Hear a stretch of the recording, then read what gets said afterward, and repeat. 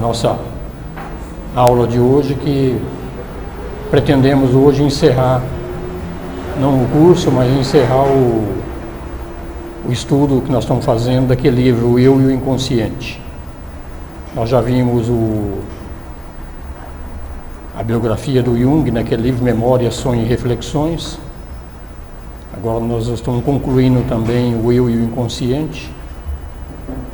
E na semana que vem, quem vai dar aula vai ser o Sérgio Covello. Ele vai falar de Jung à psicologia sagrada. É isso mesmo, né, Sérgio? Mostrar que esse trabalho não encerrou com Jung, não. Tiveram outros autores que vieram depois que enriqueceram todo esse conhecimento. Tá? Já não... Bom, o Sérgio vai falar sobre isso semana que vem, então não preciso falar muito sobre isso, não. Mas o tema vai ser de Jung à psicologia sagrada. Tá? Semana que vem. Vamos lembrar também que a semana passada nós falamos um pouco sobre o que o Jung fala sobre a imaginação, né, sobre fantasias. Que as fantasias é uma das formas do inconsciente se manifestar, através de sonhos, através de fantasias. E ele colocou como as fantasias de duas formas diferentes. Uma forma de fantasia, onde nós somos espectadores de alguma coisa, que ele deu aquele exemplo de um jovem que fica tendo a fantasia de que a noiva dele está indo para a beira de um rio e ela vai se suicidar e ele não faz nada para evitar. Então foi um típico de fantasia onde ele era mais um espectador do que um ator. Então diz ele que esse tipo de fantasia não libera aquilo que ficou preso no interior da pessoa, que é a energia psíquica, a energia, a libido. Fala que a libido, quando ela fica presa no interior, a forma de libertar, uma das formas de libertar a libido para a vida, para quem está com problemas de síndrome do pânico, quem está com qualquer outro problema nesse sentido também de depressão. Então, uma das formas é realmente vivenciar as fantasias. Então, em vez de botar quem está com problema de depressão, ele cita que a melhor forma de tratamento não é você se exteriorizar, eu estou com depressão, então eu vou para o mundo e lá no mundo eu vou me relacionar, vou fazer de tudo para me livrar da depressão. Ele falou que nesse caso, uma das formas recomendadas realmente é a realização das fantasias, mas não só no sentido de uma fantasia que você é um espectador, tem que ir até o fim da fantasia. Então o primeiro exemplo que ele deu foi o exemplo do jovem que assistia lá a namorada dele, a noiva dele se matando e não fez nada para mudar. Então aí ele não foi efetivo na fantasia dele, não vivenciou a fantasia como deve ser vivenciada. Ele cita que a vivência da fantasia é que pode trazer de volta para a pessoa em estágios depressivos a libido de volta para a vida. E não é simplesmente se exteriorizar, que você se exteriorizando, procurando o mundo, procurando relacionamentos, procurando se divertir, procurando contatos. Ele fala que tudo isso aí você está simplesmente vivendo o teu lado consciente. Então, para viver o lado inconsciente, que seria que ele ensina para a realização das fantasias. Então, aí foi o caso de uma fantasia não realizada, só foi, se tornou simplesmente um espectador de alguma coisa. E depois nós chegamos a ler essa fantasia dele aqui a semana passada, para dar um exemplo de uma fantasia, então, onde a pessoa que vivencia a fantasia, ele realmente viva ela. Então aqui é de um paciente dele também, e ele falou aqui, contando para o Jung dentro do trabalho dele de psiquiatra. Tá? Falou que subi a montanha, cheguei a um lugar onde vi 7 pedras vermelhas à minha frente, 7 de cada lado, 7 atrás de mim. Parei no centro desse quadrado. Tentei erguer as 4 pedras mais próximas, descobri que eram pedestais das estátuas de 4 deuses enterrados de cabeça para baixo. Desenterrei as estátuas e as pus em pé em torno de mim, de modo que fiquei no centro. De repente, inclinaram-se, tocaram as cabeças uma das outras, formando uma espécie de tenda sobre mim. Caí por terra e disse: caiam sobre mim, se puderem, estou cansada. Nesse momento vi formar um círculo de chamas do lado de fora, em torno dos 4 deuses. Depois de um momento levantei-me do chão, derrubei as estátuas dos deuses.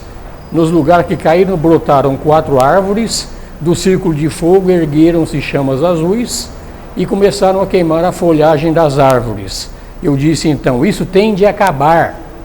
Entrarei no fogo para que as folhas não sejam queimadas. As árvores desapareceram e o círculo de fogo concentrou-se numa única labareda azul imensa que me ergueu da terra. Você vê, isso aqui é uma fantasia realmente de que tem uma série de elementos que vêm do inconsciente. Nem tanto do inconsciente pessoal, mas do inconsciente coletivo. Mas a participação da pessoa que vivenciou essa fantasia aqui não era de espectadora, ela era ativa naquela fantasia. Então aqui é para mostrar um exemplo, tem diversos outros no livro dele, tá? Eu coloquei só essa aqui, esses dois como exemplos. Então quem quiser ver a obra como um todo vai ter mais coisas lá para perceber. Então é a técnica para sair dos estágios depressivos, é realmente vivenciar a fantasia com você sendo o ator principal da fantasia e não simplesmente observando alguma coisa acontecer. Então aqui ele está falando para tratamento de processos depressivos, tá? Então ele vê logo que fica aqui, a gente vai reconhecer que o ponto central é uma espécie de ascensão, tá? Ele está trabalhando alguma coisa que está fazendo uma ascensão da pessoa realmente. Vamos ver o que ele fala.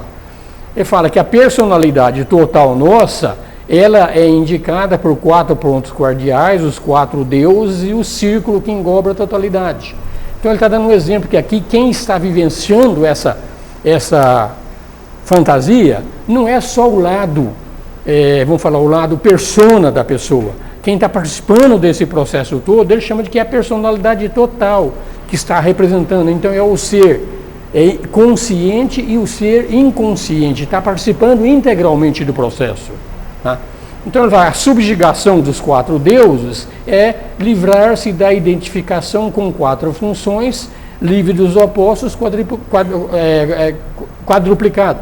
Então os opostos, no mundo da dualidade, tudo vem com seu oposto. Já falamos aqui diversas vezes sobre isso, tudo. Luz tem sombra, preto tem o branco, calor tem o frio. Então nós estamos no mundo da dualidade sujeito à manifestação de todos esses opostos. Então, ao vivenciar isso aí, então nós estamos vivenciando o nosso lado interior, o nosso lado inconsciente.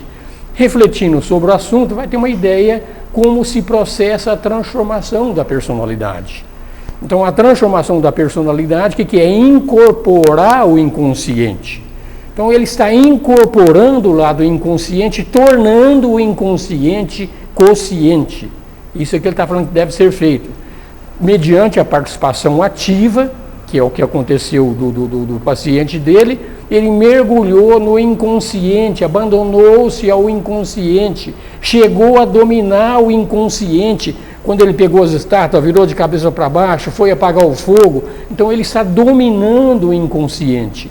Então, quando nós realizamos as fantasias, é assim que se liga o consciente e o inconsciente.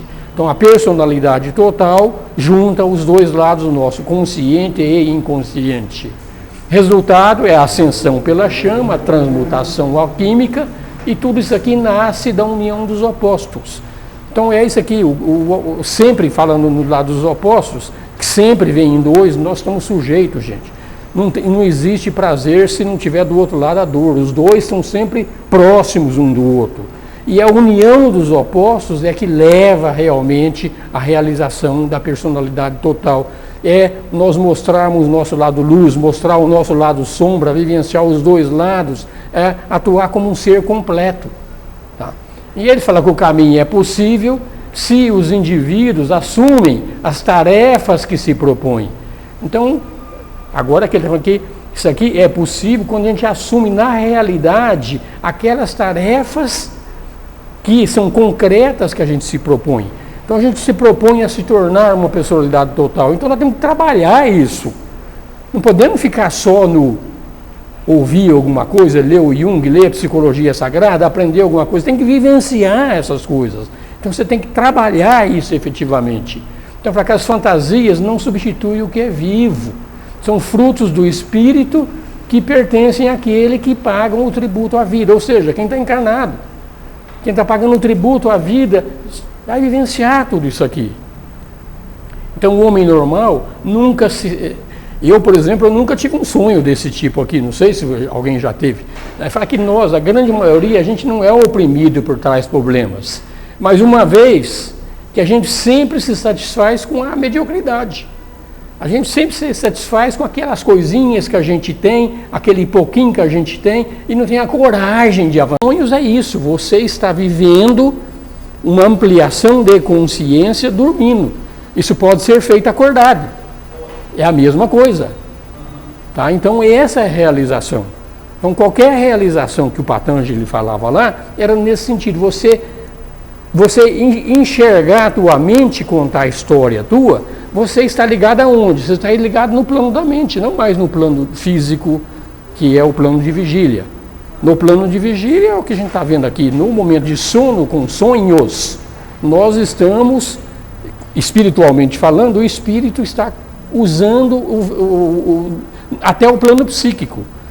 A lembrança do sonho pode ser trazer na tua mente, algumas pessoas lembram de sonhos e outras não, tá?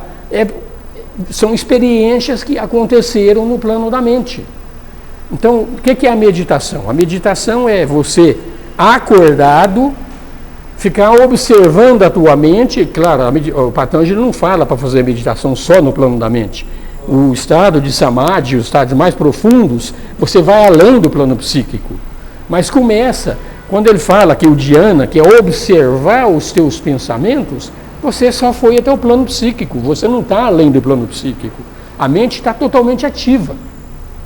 Então esse é o trabalho. O Patanjali está falando para fazer isso através da observação do que a tua mente tem para contar, e a fantasia é a tua mente que está contando alguma coisa também. É a mesma coisa. Então, mas eu não entendi como é que o sujeito participa do processo. Como ele participa? Ele está dormindo, como é que ele entra e fala, agora eu não posso me sonhar? Mas quem disse que o ser, ele só existe no plano físico? O morto, ele está morto, ele não existe mais? Você, como bom espírita que você conhece, você acredita que depois da morte você continua em vida. Mas não tem mais plano físico, mas a vida é a mesma coisa, simplesmente um plano diferente, num grau de consciência diferente, mas a vida permanece. Então o viver, Zé Carlos, não é só viver no corpo. O sonho é um viver, fora do corpo, mas é um viver. Deixa eu te perguntar do jeito. Olha, o sujeito vai lá contar um sonho de Jung. Conta um sonho. Aí eu falo para ele, você não participou do sonho. Quem? O Jung não. Não, fala o paciente dele. Você tem que participar e fala, como é que eu vou participar do sonho? Mas o sonho, esses sonhos desses pacientes dele aqui eram sonhos, boa noite, eram sonhos repetitivos. Voltava numa outra noite, ele tinha o mesmo sonho outra vez. Voltava uma outra noite, ele tinha o mesmo sonho outra vez. Quando isso começa a ser repetitivo, principalmente quando isso acontece, é o teu inconsciente que está tentando te trazer alguma coisa. Tá? Então você pode fazer isso dormindo, ou pode fazer isso acordado. O trabalho do Jung, dele mesmo, o confronto com o inconsciente, ele fazia acordado. Tá? Então a fantasia pode ser dormindo ou a fantasia pode ser acordada. O importante é a realização dela. Não sei se eu entendi o que o Zé Carlos está querendo dizer, mas... Um minutinho só. Desliga e liga de novo. Pode desligar e ligar de novo. Vamos continuar. Tá. Pois não, Zé. Então eu acho que assim, o que eu entendi do Zé Carlos, que ele está querendo saber assim, se foi ensinado pelo Jung uma técnica para quando você estiver dormindo, você ter a capacidade de alterar o sonho. Tem alguma coisa nesse sentido? A história toda entendo a fantasia, leve a fantasia até o final. Seja a fantasia que você tiver. Nós falamos aqui diversos exemplos de criança. Criança tem uma fantasia fenomenal. Tinha. Hoje eu estou achando que já não tem mais tanto assim. Falamos sobre isso aqui também. Então esse é o lado da fantasia, é o lado do nosso inconsciente, uma forma do nosso inconsciente participar do jogo, participar da vida. É como se dentro de nós existissem dois seres. Um é a personalidade consciente e o outro é a personalidade inconsciente. As duas querem se manifestar. E a não manifestação desse nosso lado inconsciente é que leva a depressão e leva a tudo. Nós somos meia pessoa. Então esse é o lado. Então, independente se nós vamos fazer isso sonhando, acordado, se nós vamos fazer isso através do método Patanjali, que é Dhyana, no fundo, o que nós estamos fazendo? É o nosso lado realmente interior, aquela coisa que a gente jogou para debaixo do tapete lá, está tudo lá debaixo da gente, é uma forma de fazer uma limpeza interior. Então esse é o trabalho a ser feito, limpeza interior. Então vamos lá. Então os exemplos aqui, ó, é a atividade da ânima e do ânimos, né? A figura pela ânima ou pelo humano tende a desaparecer. Então essa figura, você vê essa figura desse cara aqui que teve esse sonho lá do norte, sul, leste, oeste, essas figuras, ele fala que isso aqui tende a desaparecer. Ânima e ânimos tendem a desaparecer. E ânima e ânimos deixam de ser uma figura e passa a ser só uma função de relação entre consciente e inconsciente. Então, ânima e ânimos hoje, para nós, eles têm uma vida, vamos dizer assim, uma atuação sobre nós. Muitas vezes nós fazemos atitudes sem o lado consciente fazer uma análise daquilo que nós estamos fazendo, porque ânima e ânimos, eles têm esse poder, eles são independentes. Mas à medida que nós vamos conhecendo ânima e ânimos, nós vamos transformando essas figuras do inconsciente simplesmente em ferramentas para fazer relação com o consciente e com o inconsciente, ou seja, nós vamos integrando o inconsciente no consciente e ânima e ânimos deixam de ser essas coisas autônomas que são hoje. Então, a personalidade total, nós vamos falar mais daqui a pouco, vai utilizar o consciente e o inconsciente, mas não mais de uma forma autônoma, vai ser de uma forma consciente. Tá? Ele fala, quando as fantasias não são realizadas, então tem uma atitude negativa a essa personificação, então ânima e ânimo se tornam autônomos.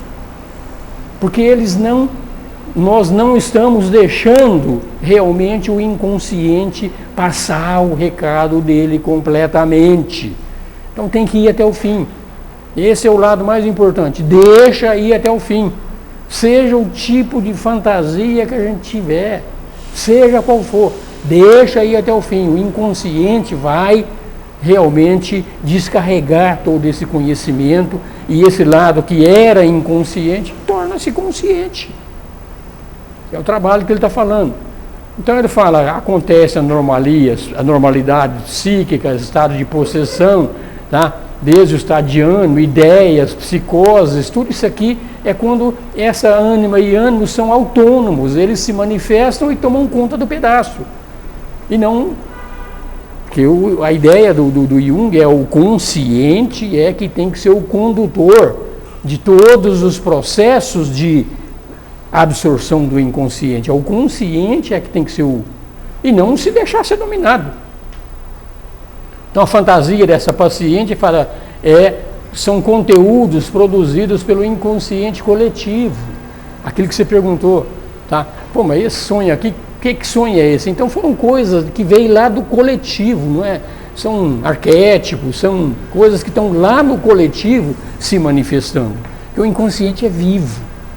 Ele fala que ele é totalmente vivo, tá? Se eles permanecem inconscientes, então o indivíduo, de uma forma inconsciente, fica misturado a outros do coletivo, não se diferencia nem se individua. Então ele está sendo dominado, está sendo controlado. Se você está capitaneando o processo, está vivendo o inconsciente, então você está fazendo um processo de individuação. É o processo de assimilação do inconsciente. Tá? A pergunta é, ele vem aqui agora, por que é desejável que um homem se individue? Por que é importante esse processo? Tá. Vamos ver o que ele responde. Ele fala que não só é desejável, como é absolutamente necessário que o ser humano passe pelo processo de individuação. Voltou? O PowerPoint não pega. Ele começou com o PowerPoint não pegando, depois apagou. Mas está transmitindo, né? Transmitindo. Então tá bom. Tá. Então eu falo que não é desejável, é necessário que passe pelo processo de individuação. O processo de individuação só vai acontecer totalmente quando nós nos tornarmos a personalidade total, consciente e inconsciente. Então, enquanto nós não fizermos essa atividade de pegar o nosso lado inconsciente, não só o inconsciente pessoal, como também esse inconsciente coletivo, e ele passe a ser integrado num ser só. Tá? Ele fala, em caso contrário, a fusão com o outro leva a situações que geram desarmonia. Tá? Brotam compulsões e ações que se opõem àquilo que é. Começa aquela briga entre consciente e inconsciente, e aí a gente continua sendo um ser incompleto e não completo. Então o homem não pode se sentir unido consigo mesmo, nem aceitar uma responsabilidade, porque não tem essa integração, ele vai se sentir numa condição degradada, carente de liberdade e carente de ética. Então nós só vamos ter a percepção da realidade, a percepção de uma ética universal, quando nós formos seres completos. Porque a ética hoje, quando nós somos simplesmente conscientes, a ética nossa aqui hoje ela é elástica pra caramba, gente. Como ela é elástica? Então a gente vai tendo isso aqui, vamos melhorando essa percepção à medida que a gente vai se tornando esse ser total. Então ele fala, quando alguém diz verdadeiramente a respeito do seu interior, dos atos, assim sou, assim atuo, então ele está tendo essa unidade consigo próprio. Percebe, eu sou assim, eu não sou só o Osmir, aquele cara que é voltado para o mundo exterior. Eu sou o lado interior, eu sinto o meu lado interior, eu sinto a minha ânima, ou a figura, eu sinto o meu interior, eu sinto o meu inconsciente, eu sinto Deus. Vamos extrapolando aqui, então você vai se tornando realmente unido consigo próprio e vai gradativamente se tornando um ser completo. Ele fala que essa realização dificílima é possível quando a gente consegue ver o inconsciente dentro de nós. Só assim. Ele fala, o introvertido descobre os conteúdos em si mesmo, e o extrovertido também consegue ele ver no mundo. Porque o mundo da natureza é Deus se manifestando. Então, ou ele se manifesta em nós mesmos, ou de uma forma ou de outra, o mundo dá um jeitinho de que essas coisas aconteçam para você vivenciar também. Então pode ser através da introversão, também através da extroversão.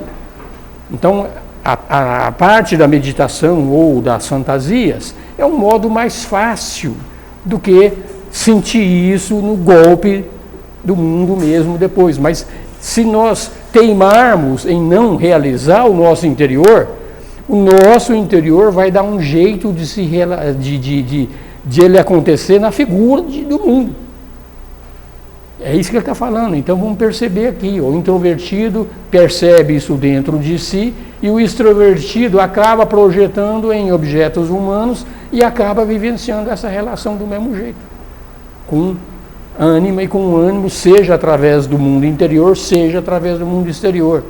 Então ele está falando, vamos realizar o nosso inconsciente, que é uma forma realmente de você se conhecer, de você ser um ser completo, de você realmente se realizar de uma forma mais consciente, não de uma forma, vamos dizer, de uma forma que o karma acaba levando a acontecer. Tá? E se falar que por tudo isso a individuação é indispensável, não é uma necessidade terapêutica, é um ideal. É o melhor que nós podemos fazer nessa vida, é esse processo de individuação. A gente vai ver que daqui a pouco o processo de individuação, ele não encerra com como se diz, com o conhecimento do nosso lado inconsciente. Integrando o inconsciente, nós somos uma personalidade total. A individuação vai um pouco além disso. Vai além disso, que nós vamos sair do plano psíquico. Tá? Então a ideia básica do ideal é que a ação correta vem do pensamento correto. Então o pensamento correto ele só pode vir quando nós olhamos o lado exterior e interior. Então, através dessa reta percepção, leva à reta ação. Então, enquanto nós não realizarmos nosso lado interior, nós vamos estar simplesmente agindo no mundo de uma forma pela metade. Pela metade. Tá? Então, aí lembra o curso que o senhor deu agora, né? sim. E fala sobre essa questão do pensamento correto, ação correta, Sim. pensamento correto. A ação correta a ação correta vem depois da percepção correta. Enquanto não tem a percepção correta, as nossas ações são ações voltadas ao mundo exterior e não voltadas ao ser. Então, a ação voltada ao ser realmente que nós somos, só com a percepção correta. Então, é com a percepção do ser. A percepção do ser só vai ser possível depois da integração do inconsciente com o consciente e depois que o Atman se manifesta, ou o Self se manifesta, então vamos ter a ação correta. Eu acho fantástico quando a gente compara o que o Jung falou aqui com o que os Upanishads falaram, com o que o Patanjali falou, em épocas totalmente diferentes, e estão dizendo a mesma coisa, gente. Estão dando um puxão de orelha na gente mesmo. Nós que somos ocidentalizados, nós que não vivenciamos lá no Oriente, que falar de Vedas lá, falar de Upanishads lá, é uma coisa corriqueira, então grande parte conhece tudo isso. Aqui para nós, isso aqui, a gente estuda essas coisas dos Vedas aí, parece história da carochinha. A gente não vivenciou isso. Então o Jung fez esse benefício de trazer isso de uma forma mais ou menos numa linguagem ocidentalizada, que já está à disposição há mais de 2, 3, 5 mil anos. À disposição ele está trazendo de novo. Então ele é um mensageiro. Como tivemos outros mensageiros, o Jesus foi um mensageiro, o Buda foi um mensageiro, todos eles são. O Jung também acabou trazendo essa mensagem para nós que somos mais ocidentalizados, mais mentais. O Patanjali, ele colocava lá esse processo todo do Yama, que tinha a ver com até no processo de meditação, para a gente fazer uma limpeza do inconsciente, que tinha muita coisa, tem coisa boa, mas tem muita coisa também ruim, aí tem que fazer esse processo de limpeza. O Jung também coloca dessa maneira. Então, a realização... Parece aqui que ele tem também o inconsciente como um instrumento para o Atman atuar na nossa vida. Né? Mas daqui a pouco nós vamos chegar na individuação. No fundo, o self, o si mesmo, ele está além do mundo psíquico.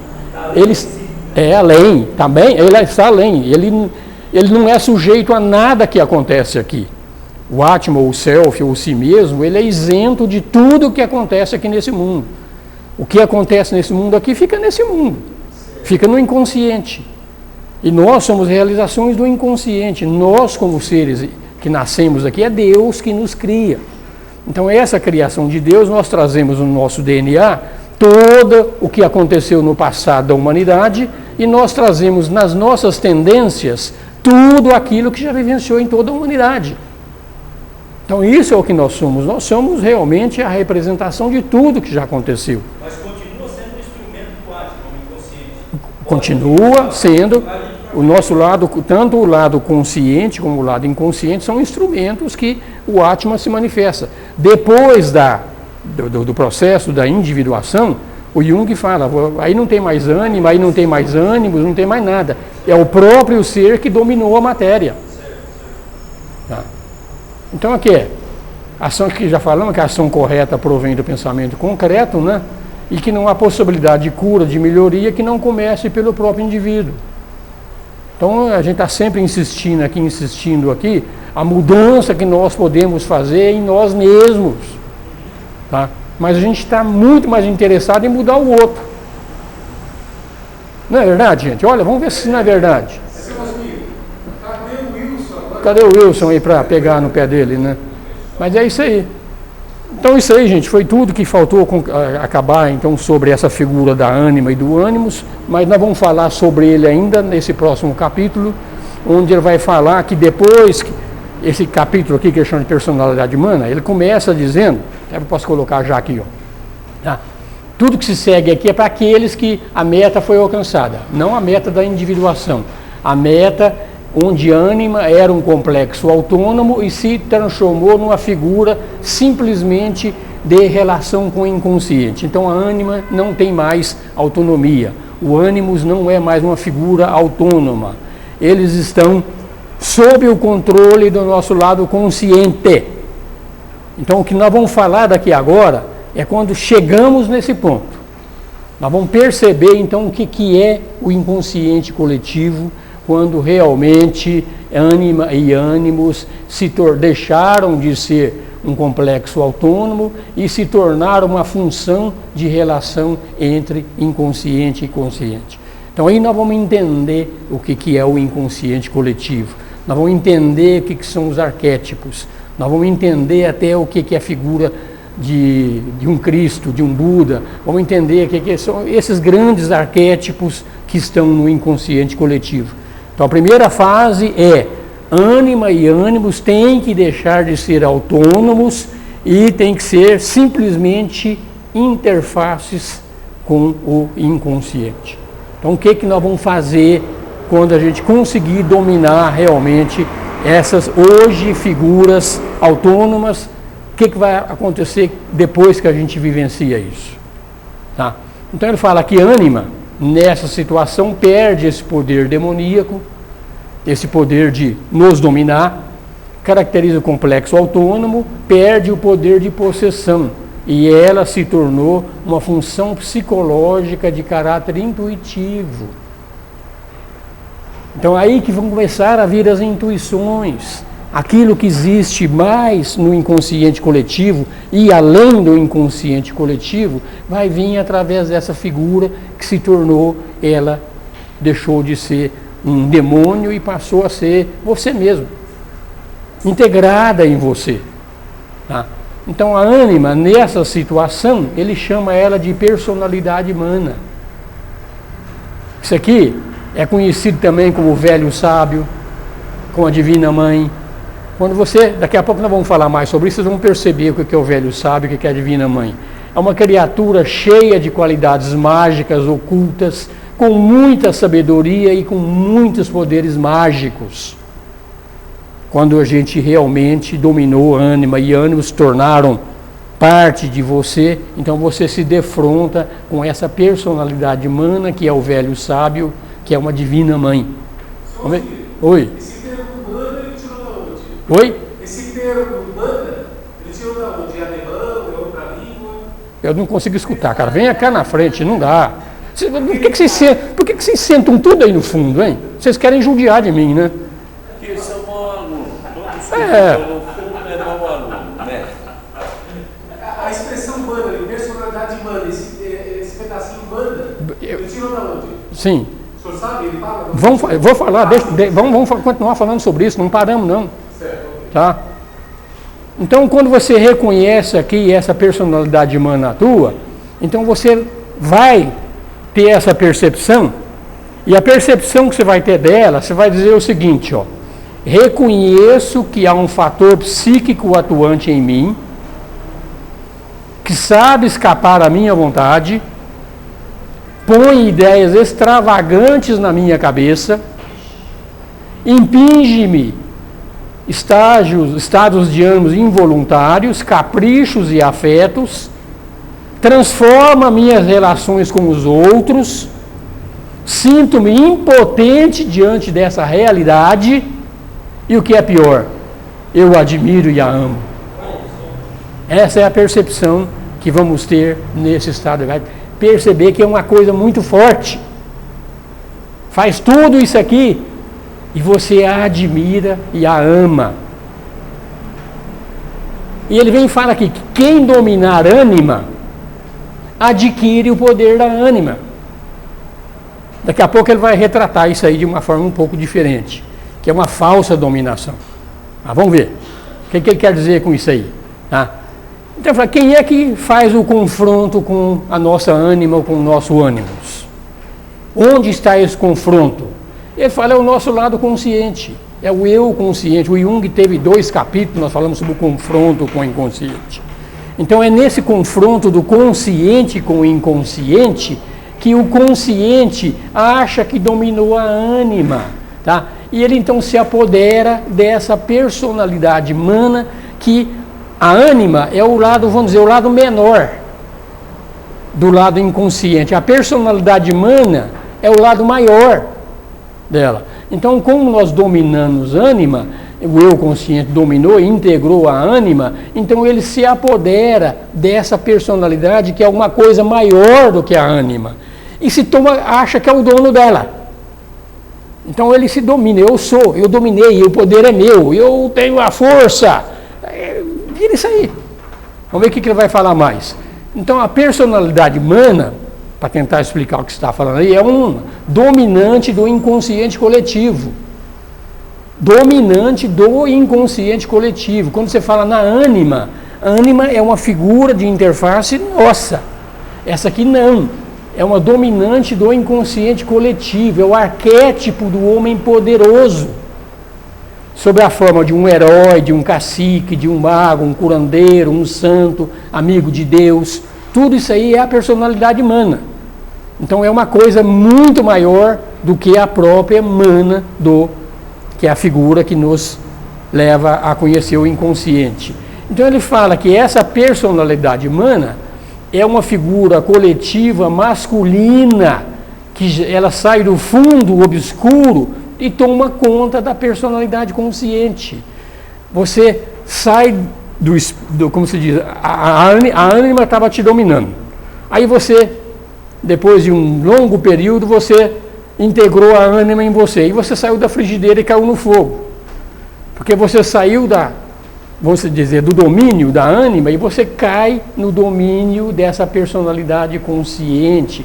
Ele fala que é um perigo da alma, uma natureza sutil, que pode aniquilar através da inflação da consciência.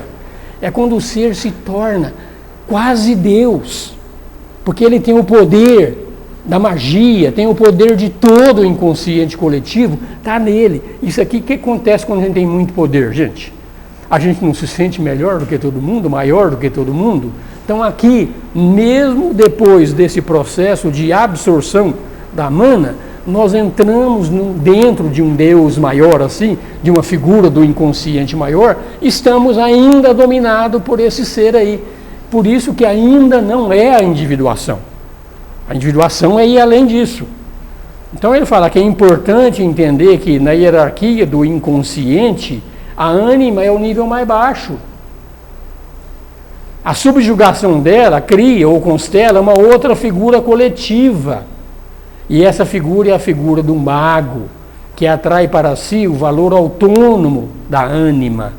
Então, quando nós achamos que nós controlamos a ânima e tomamos o poder da ânima, na realidade não. Nós ainda estamos sob a influência do inconsciente. Não é mole não, gente. Tá? Só na medida que a gente se identificar inconscientemente com aquela figura, a gente acha que é o possuidor da mana. A mana é o poder, tá? O poder da ânima. Então nós achamos que dominamos a ânima, temos o poder dela, e isso aqui é a gente se identifica inconscientemente com aquela figura maior. Então nós nos identificamos com a ânima, às vezes a ânima nos tomou na nossa vida, agora nós estamos identificando com um arquétipo maior do inconsciente coletivo. Tá? Então a figura do mágico, quando a gente está falando muito do lado masculino, né? Para a mãe, para as mulheres, ela se vê a figura maternal, a grande mãe, a sublime figura maternal, rainha da misericórdia, tudo isso aqui, aquela que perdoa tudo, que sempre deseja o bem. Então é essa figura, que essa personalidade humana aparece então para as mulheres. E para o homem é o velho mago, o velho sábio, essas coisas, é como ele se manifesta. Está bem estranho, Zé, você está olhando meio... Mas isso aqui é depois, como ele falou logo no começo, é depois que nós integramos a ânima, é que nós vamos entrar nesse estágio aqui. Nós vamos sair de um lado menor da ânima e vamos entrar dentro de um lado maior. Tá? Então ele fala assim, no caso das mulheres aqui, a figura maternal, a grande mãe, ele fala: o grande amor nunca é apreciado e a grande sabedoria também nunca é compreendida. Tá? E eles são dificilmente conciliáveis, amor e sabedoria, que realmente é um aspecto yin e outro é um aspecto yang. Então, dificilmente a gente concilia esses dois aspectos. Tá? É um equívoco perigoso, porque é uma inflação. Eu acho que eu sou o poderoso, eu tenho o poder desse velho sábio ou dessa grande mãe. Tá? O eu apropriou-se de algo que não pertence a ele. Não pertence, isso é do inconsciente coletivo. Então o que nós podemos fazer? De novo, gente, a gente tem que fazer um bem bolado com o inconsciente. Trazer informações, trocar, conversar, coisa e tal, aí sim. Mas quando a gente se identificou disso de uma forma muito forte, então você está dominado. Você não está mais dominado pela ânima, mas você está dominado pela personalidade humana. Se fosse o eu que subjugou realmente a ânima, então o poder era dele. Então aí seria justo, mas não subjugou. Na realidade ele está sendo subjugado e não tem essa percepção. O que mais ele fala? Então o indivíduo não adquiriu esse poder, mesclou-se com um arquétipo. Então você se tornou aquele arquétipo, você é algo. Identificação total, é como um discípulo se identificar com o mestre. Mesma coisa, você é um discípulo, você chega lá e essa personalidade humana vem na figura de um grande mestre, então você se identifica de tal forma com ele, então é ele que está te controlando, ele que dominou. Então o eu não subjugou esse mestre de forma alguma, é essa figura maior é que está subjugando ele.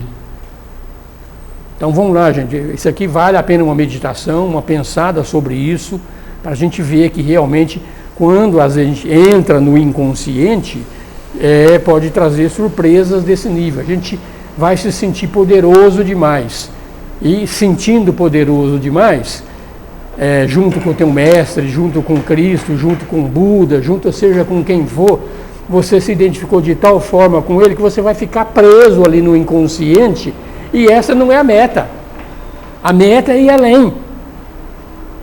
Então tem que perceber isso. Ele vai falar sobre isso aqui ainda. Tá? Essa mescla nova, né, dessa vez com uma figura do mesmo sexo, é o caso do homem com o velho sábio ou da mulher com a grande mãe. Tá? O poder é maior do que o poder da ânima. Então há essa mescla. Você se sente poderoso com elas. Tá? Então o indivíduo é um super-homem, é um semideus que sabe muito. Ele até brinca que eu e o Pai somos um só. Ele brinca não, ele fala sério, tá? Essa frase a gente conhece, né? Quem falou isso aqui? Jesus. Então eu e o Pai somos um só. Essa afirmação justamente acontece nesse momento psicológico. Porque a grande figura de Cristo, por exemplo, é um arquétipo, é humana. É uma personalidade humana que ele está falando. A gente sabe que por trás do Cristo, dessas figuras, existe o self deles mesmos. Mas no inconsciente, o que existe é essa figura. E nós chegamos lá, achamos que estamos realizados. Estou perto, estou ali, acabou. Tem que fazer mais nada. Mas na realidade, para efeito da realização, a gente tem que subjugar e passar além disso. Perceber que isso é uma figura do inconsciente, que isso está lá, é um grande arquétipo, é essa personalidade humana, mas eu sou um ser separado. Eu não sou esse ser. Eu não posso estar com... Eu tenho que achar a minha realidade, e essa realidade, daqui a pouco nós vamos mostrar, virá através do self, através do si mesmo. Tá? Então o nosso eu mesquinho, limitado, tem uma centelha de autoconhecimento, deverá retirar-se, abandonando qualquer ilusão de poder e importância. Aí vem aqui e fala, tudo foi um engano. O eu não subjugou a ânima. Não subjugou. Ou o ânimo, tanto faz. Aqui.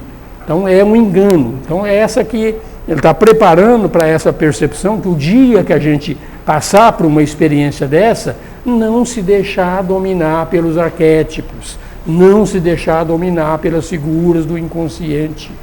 Ele fala que elas são poderosas demais. Você vai sentir uma força e um poder tão grande. Eu sou Deus. Chega aqui perto, chega, por favor. Chegar a essa condição de perceber humanas já é uma evolução ou é um equívoco tão grande quanto ser dominado pelo ego? Olha, pode ser as duas coisas. Se você chega nessa perspectiva e entende que isso é um arquétipo, uma figura do inconsciente, isso aqui é um grande passo para a individuação. Mas se você chega nessa situação e se envaidece, se inflaciona, se deixa dominar, não foi grande coisa não. Pode ser uma, pode ser outra. Ok? Quando você fala assim que ela se integra, uma pergunta. No caso, o inconsciente teria 50% e o consciente 50%, eles caem numa linha de equilíbrio. É isso? Não quero dizer isso não. Não, é por isso que eu estou perguntando. Eu entendo assim. O nosso lado consciente, perto do inconsciente, é uma titica de galinha, cara. O inconsciente é toda a história da humanidade. Tudo, desde Adão e Eva, tudo que aconteceu está lá. E o teu lado consciente é a tua experiência particular. Então, o que é a tua experiência particular perante 6 bilhões de pessoas que tem no mundo hoje? Imagina quantas já... O que está armazenado nesse inconsciente coletivo? É uma coisa quase que infinita. Por isso que é ensinado que tem 2 jeitos de você realmente crescer. Um é crescer conhecendo, aumentando o teu grau de conhecimento cada vez mais do mundo psíquico. É uma forma. Você vai conhecendo, estuda, aprende, vai crescendo, mas isso aí não tem fim. É uma forma muito lenta. A outra forma é você transcender o mundo psíquico. Você transcender o mundo psíquico, você vai ver o mundo psíquico de cima para baixo e vai ver o todo. Então são as formas que você pode fazer. Agora a grande verdade é que o que nós queremos, a verdade é essa, o que nós queremos mesmo é dominar o mundo. Quer ver um exemplo aqui, ó? Mário, você quer encontrar Deus? Ó, não sei, vou fazer que nem aquele outro, a gente precisa estar bem com os dois. Tá bom, você quer encontrar Deus agora? Eu não. Deixa ele aí. Deixa ele lá. Ninguém quer, gente. Ninguém quer. Esse mergulho, essa entrega, que isso é uma entrega. Essa entrega total de você para o teu self, para o teu si mesmo, pressupõe uma coisa muito simples. Pressupõe a morte do ego. Você se entregou, você não é mais o ego, você é o todo. Então quem conscientemente pega tudo que você tem, faz um cheque aí para mim, em branco, e entrega para mim, e tudo é meu. Quem é que faz isso? Quem quer fazer isso? Ninguém. Nenhum de nós está preparado para isso, essa é a realidade, porque nós temos um medo do desconhecido. Nós estamos muito satisfeitos com o que nós temos hoje. Não, isso aqui está bom demais. Então o si mesmo, o self, para ele realmente, como se diz, é participar integralmente da vida da pessoa, o pressuposto é o fim do ego. Mestre, veja quanto é um caminho doloroso para você chegar aí no céu. Mário, Você começa aqui, você começou a falar para nós que nós temos que dominar e trocar umas ideias com a ânima. Aí nós estamos lá. Depois, quando nós estávamos quase entendendo que a ânima estávamos dominando... Aí veio outra coisa. Aí veio humana. Veio personalidade humana. Aí depois você vai no humano e não sei o quê, aí não é, aí é o mago. Aí depois vem o céu. Não, o mago é a própria personalidade humana, é o próprio, é o mesmo. O velho sábio é a personalidade humana, ou a grande mãe, tudo é a personalidade humana. Mas já pensou esse caminho, essa trajetória aí? Ele é muito longo ou muito curto. Não dá para... Mas esses são os paradoxos da vida espiritual, Mário. Enquanto nós estamos satisfeitos com o que nós somos, com o pequeno ego, gostamos disso aqui, então a gente não vai fazer entrega nunca. Vai fazer. É ensinado que vai fazer. Pode falar, Sérgio. É o que os grandes místicos fizeram. Os grandes místicos Eu não estou ouvindo, cara. Os grandes místicos, Sim, como São João da Cruz, se entregaram. fizeram. Se entregaram. Já tem exemplos aí. O Cristo, o Jesus, o Buda. Todos esses seres entregaram. Por quê, Mário? Veja só. É questão de gente largar de ser burro. Desculpa a palavra, gente, mas é isso aqui. Você pode ser onipotente, onipresente e onisciente. Você não quer isso, você quer ser um Mário. Essa é a verdade. Todos nós podemos ser onipotente, onipresente e onisciente através dessa entrega.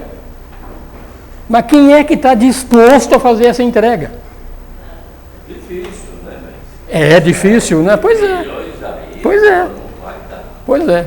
Para isso, por isso que esse mundo, Maria, esse mundo não é flor que se cheire. Esse mundo vai colocar cada vez mais obstáculos no teu caminho para você perceber que esse negocinho chamado ego é uma titica, é uma porcaria. Quando você estiver cansado, depois que você tiver mais 500 mil vidas aqui, você voltar a ser uma minhoca, você voltar a ser, seja o que for, você vai cansar. Você vai cansar e vai, puta merda, mas por que eu não sou onipotente, onipresente, onisciente? É tão simples.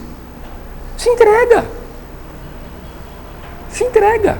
Não, nós queremos é que conhecer mais. Eu quero conhecer o Patanjali, eu quero conhecer o Jung, eu quero aprender isso aqui, eu quero viajar, eu quero fazer isso, eu tenho que entrar em tal filosofia, tenho que entrar naquela outra, tenho que dominar isso aqui, tenho que ir lá. Não leva a nada. Essa é a grande verdade. Não leva a nada. Para você se tornar onipotente, onipresente, onisciente, você tem que se entregar. Chega. Não quero mais brincar. Cansei. Ah, não, eu estou firme. Ele é muito agarrado com o ego dele, então paciência. Tá? Mas, Mário, isso não é você não. Eu falo assim, brincando. Você acha que eu também não tenho meus apegozinhos? Tenho também, pô. Oh, quem de nós não tem? Tá? Mas vamos entender. Tá? Então, nós passamos de uma centelha de autoconhecimento, ele tem que se retirar, abandonado, o mais depressa possível de qualquer ilusão de perder importância. É o que ele está falando aqui. Ó. Tem que entregar. A consciência não se tornou senhora do inconsciente. A consciência é o eu. Ele não tem objetivo nenhum de se tornar o senhor do inconsciente. O que aconteceu é que a ânima, quando ela foi integrada em você, é que ela perdeu a arrogância, tá? Na medida em que o eu confrontou com o inconsciente, então a ânima se submeteu ao consciente, perdeu a arrogância, só isso. Está ali, mas ela continua como uma figura do inconsciente.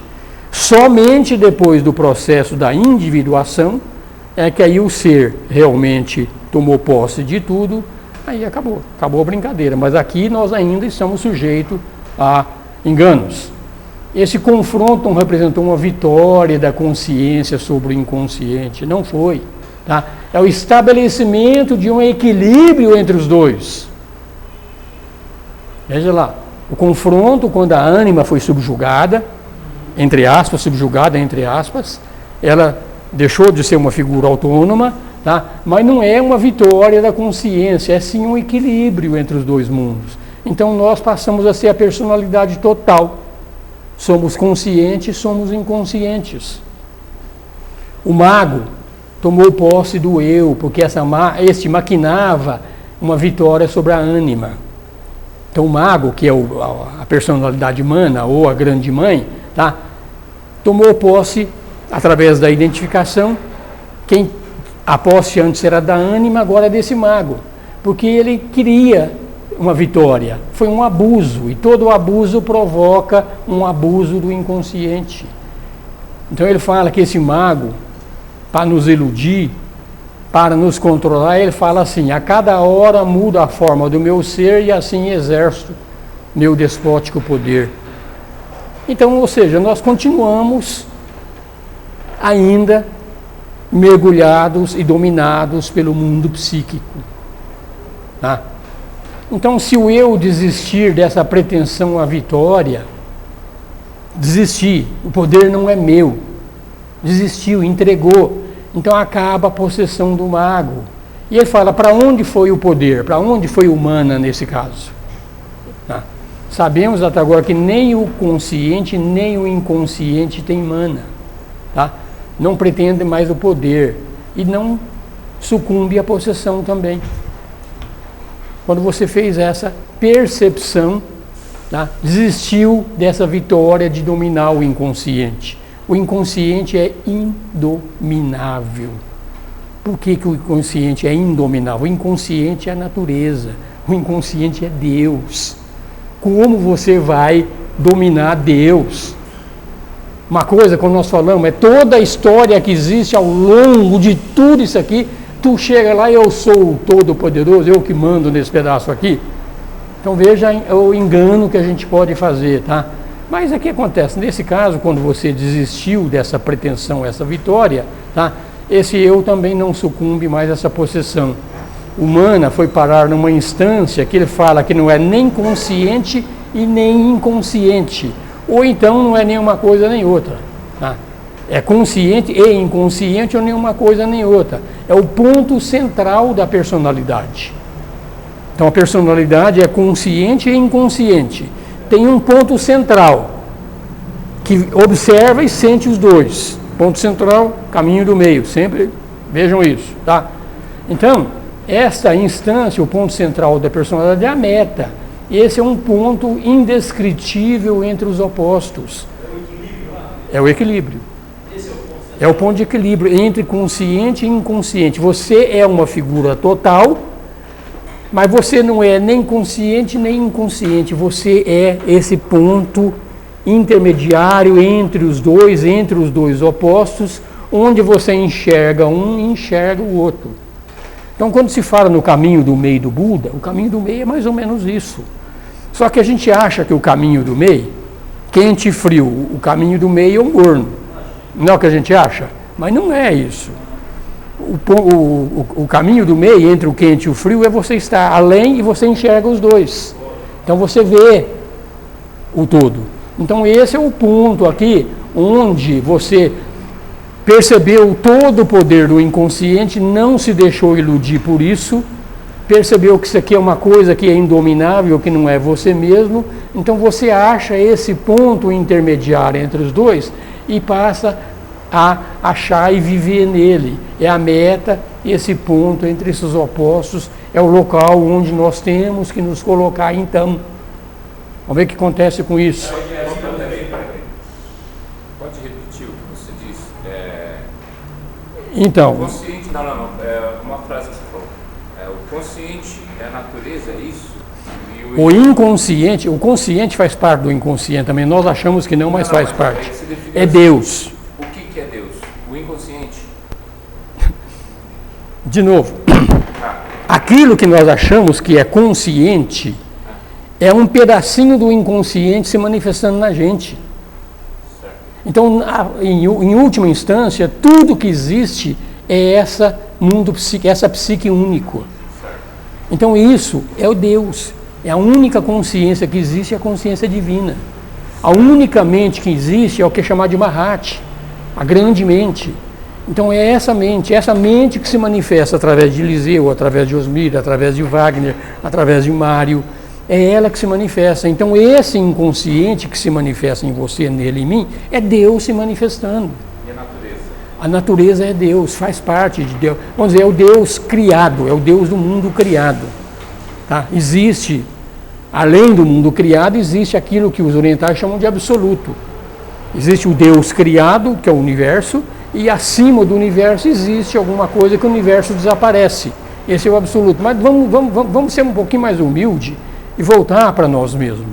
Tá?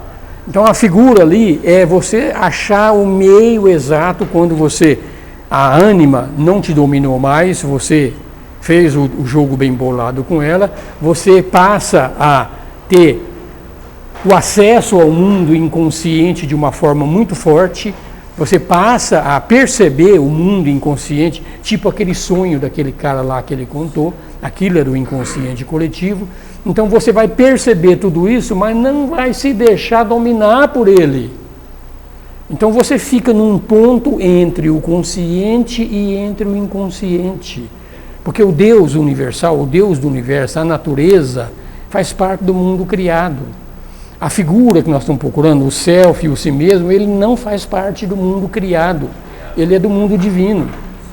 Então é nesse ponto central entre consciente e inconsciente, onde tanto o lado consciente como o lado inconsciente são interfaces com o mundo, é que vai haver o processo da individuação. Nesse momento aí, desse equilíbrio, acho que a consciência desse ser já está sob domínio do Atman, né? É dito que não, ele fala que muitas vezes, vou mostrar daqui a pouco que não, está sujeito realmente a um retrocesso total quando você é dominado pela personalidade humana. Então você ainda é o coletivo, você ainda é a natureza. Você se identificou com o coletivo, se identificou com a personalidade humana, então você não é o indivíduo, você não é o individuado, você não é o self, não é o si mesmo.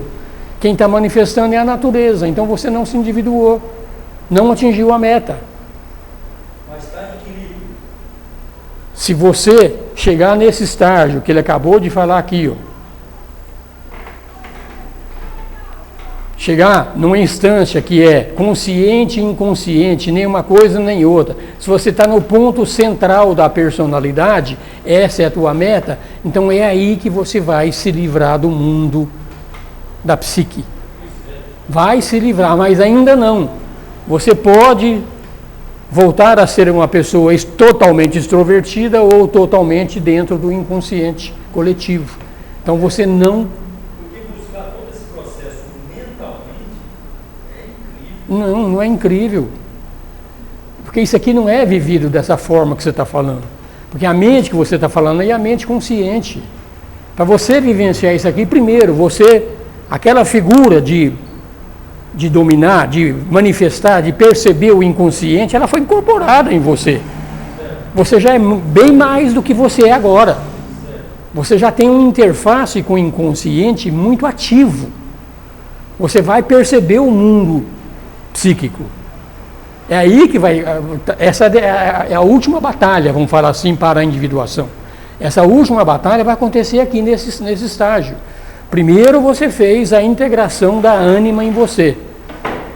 Passou a se relacionar com o inconsciente coletivo de uma forma muito forte. E não se deixou dominar pelo inconsciente coletivo. E nem domina também. O inconsciente coletivo nem fica. O inconsciente coletivo e a mente é a mesma coisa.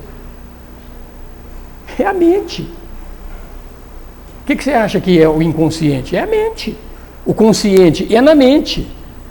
A única coisa, a mente está lá no inconsciente. O que está acima do plano da mente é só esse ser que ele está chamando de self e si mesmo. Tudo o que está abaixo do self e do si mesmo está dentro do mundo da mente ou está dentro do inconsciente.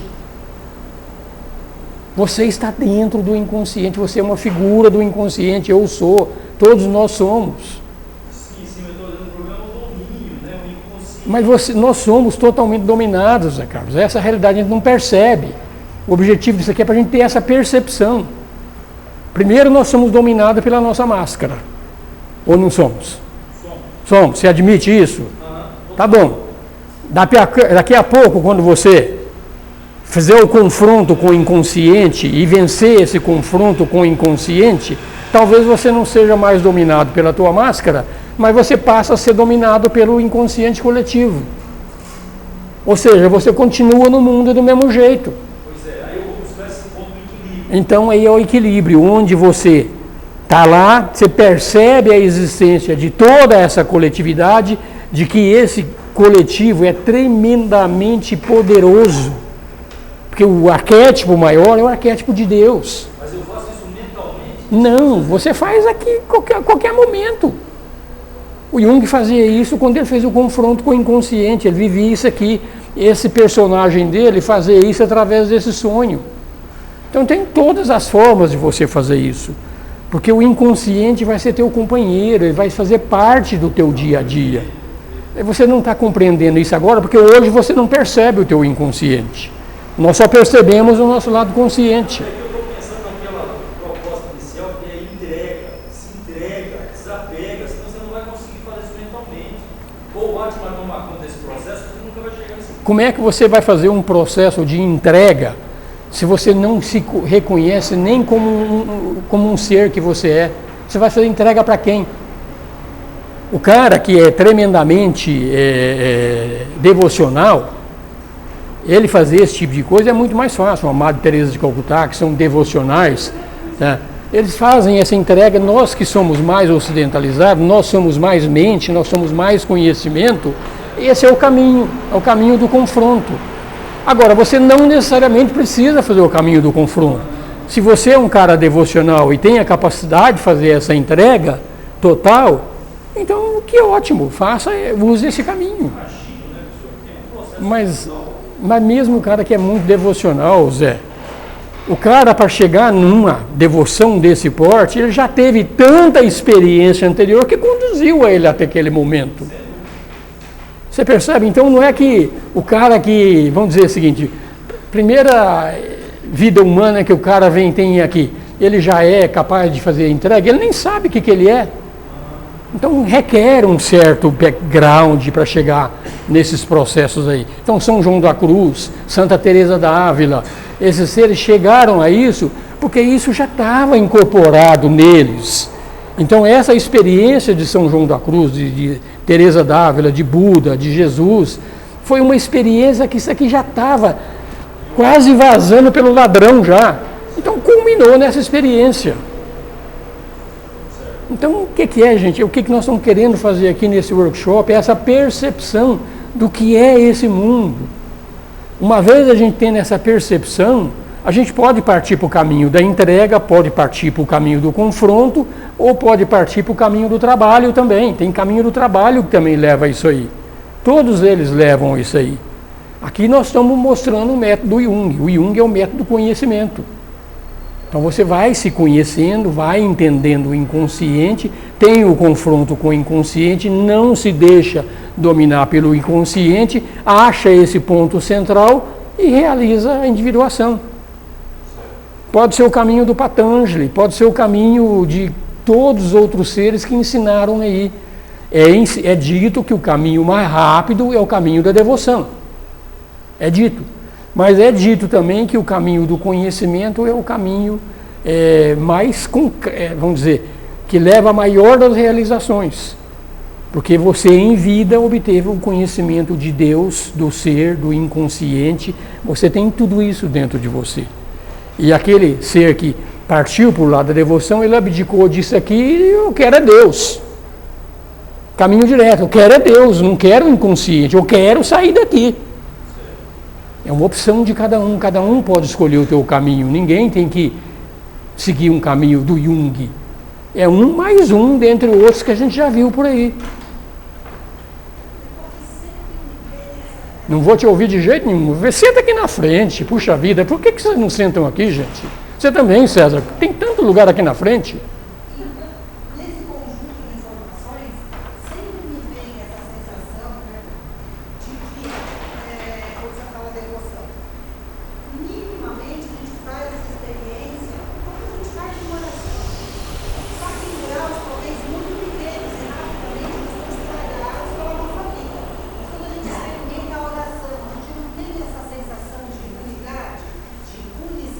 Essa sensação do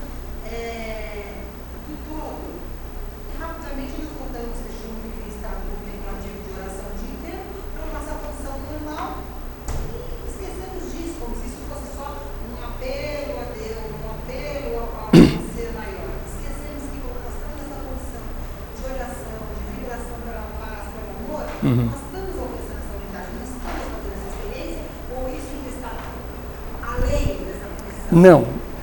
Quem é que está fazendo tudo isso? É a mente da Sabina. Nós não sabemos orar. Nós não sabemos nem pedir. Esse caminho eu gosto para tem uma percepção disso aí. Eu gosto do caminho do Eckhart Tolle, que ele fala que é o viver no agora. Se você está realmente fazendo uma oração totalmente focada, não está pensando no namorado, não está pensando em nada, está totalmente focada em Deus, totalmente, não existe mais nada, você é um pensamento único, a concentração total naquilo, essa oração tem um poder divino. Mas normalmente os nossos pedidos estão relacionados com o mundo da criação. Então aí é o viver no agora, efetivamente. Então esse é o caminho que o Patanjali também fala através quando ele fala que nós temos que fazer, antes de dhyana, que é meditação, nós passamos por dharana. Então dharana é botar toda a tua mente num pensamento único. Então quando o nosso pensamento único é Deus, Deus, Deus, a gente fala Brahman, Brahman, Brahman, quando ele está totalmente focado naquilo, aí você é capaz de fazer uma entrega. Mas enquanto nós estivermos dispersivos, essa entrega simplesmente não vai acontecer. Simplesmente não vai. Então nós temos que sentir o nosso ser e começar a fazer isso, começar a realmente mergulhar cada vez mais fundo. Experimentar, a gente tem medo de experimentar. Já pensou parar de realmente chegar assim e pensamento único é Deus? Um outro exercício muito poderoso para isso aqui também é você estar ocupado. Tudo bem, a tua mente está ocupada, você está fazendo o teu trabalho. A tua mente está ocupada. Acabou aquele teu trabalho, o que acontece com a tua mente? Vai no namorado, vai na política, vai no Alckmin, vai na eleição, vai naquele lugar lá. Costuma trazer a tua mente de volta para Deus sempre que ela não estiver sendo usada em alguma coisa que está sendo necessária. Se você fizer isso constantemente durante alguns meses, isso vira hábito. Isso é yama, isso é niyama. Tá? Então, quando você tem o hábito de voltar a tua mente para Deus, sempre que a tua mente não é necessária intervir em nada, então gradativamente você vai focando cada vez mais e começa a ser o teu desejo maior. Deus ou Brahman passa a ser a tua ânsia, o que você quer, passa a ser uma realidade, passa a ser realmente, você precisa disso quando você precisa do ar que você respira.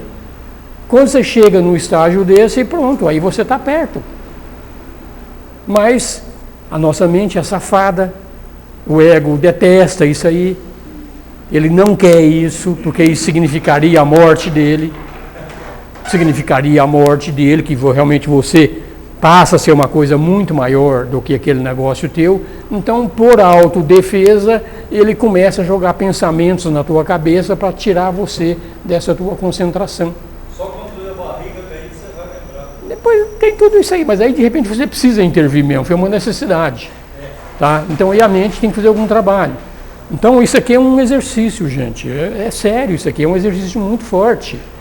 Quando você não precisa fazer nada, volte a mente para Deus. Volte, esse é um exercício muito legal. Outro exercício muito legal é o que o Ramana ensina. É você perguntar quem sou eu.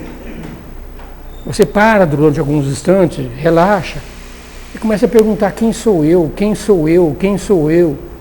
A tua mente é incapaz de responder quem você é. Então você está invocando uma coisa maior do que a tua mente para responder quem você é. Mas a gente não faz nada. E quer que tudo acontece. A gente quer que mude um monte de coisa. Mas não faz nada para mudar, ué. Como é que fica? Então é isso que eu falo, Sabina. Espiritualidade só na teoria não adianta. Então tem que mergulhar. Tá? A gente inventa coisas durante o dia todo, a mulherada mais do que os homens ainda, tá? Inventa um monte de coisa para fazer que não precisa. Né? Não precisa, não, você está no teu emprego, você está fazendo o teu trabalho, não estamos dizendo que você não pode usar a mente, pode, deve, mas quando não precisa, a gente quer continuar usando.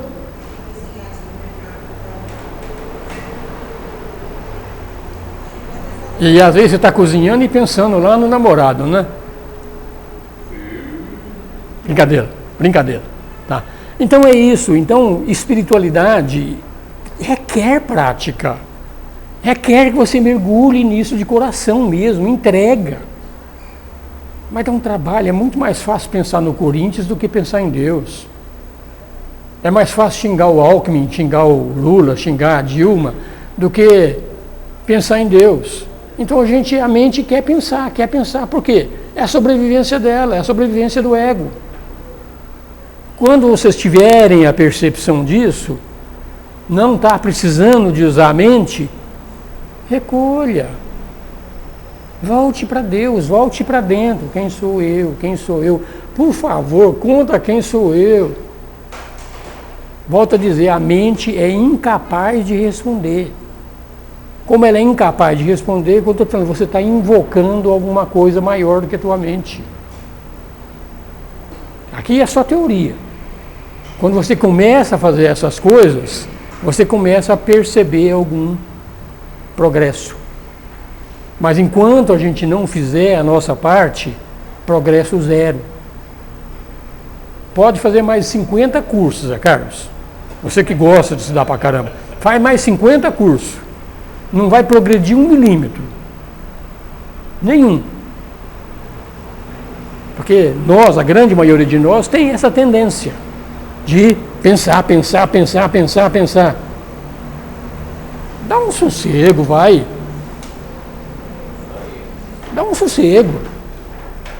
Mestre, antes de você mudar a tela, o que quer dizer e assim exerço o meu despótico? O que é despótico? Aonde está isso? A cada hora, e assim existe o meu despótico. O que é déspota? Não sei. Escravizador. O déspota é aquele que é um ser escravizador, é um ser que te domina. Então é isso aqui, ele exerce o poder dominante sobre você. Tá? Então,